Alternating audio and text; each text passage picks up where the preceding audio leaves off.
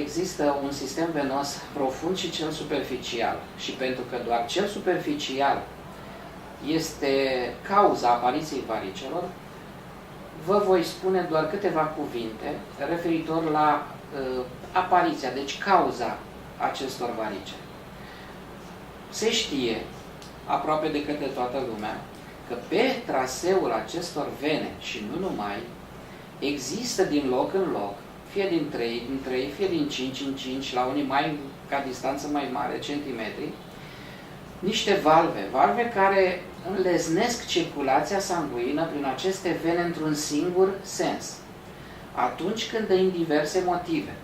Și ați menționa aici cauza ereditară, care practic se traduce prin o modificare structurală a unei substanțe din peretele venos, substanță care se numește colagen și care în mediu în special cald, din solid, ea devine semisolid sau aproape cu constituție lichidiană, astfel încât permite dilatația acestor vene.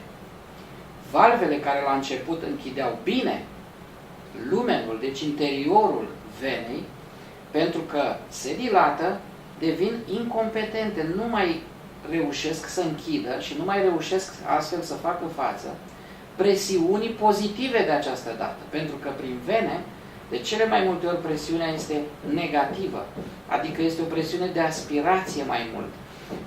Presiunea negativă din torace și din cavitățile drepte ale inimii absorb sângele din circulația periferică, la care mai adăugăm contracția musculară, deci activitatea fizică, care este foarte importantă.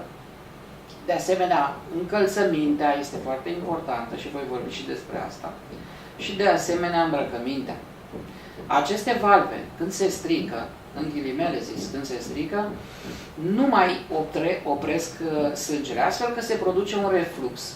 Reflux care crește încet, încet și care dezvoltă dilatații segmentare la început, apoi pe întreg segmentul venei respective, determinând apariția varicelor la nivelul membrului inferior.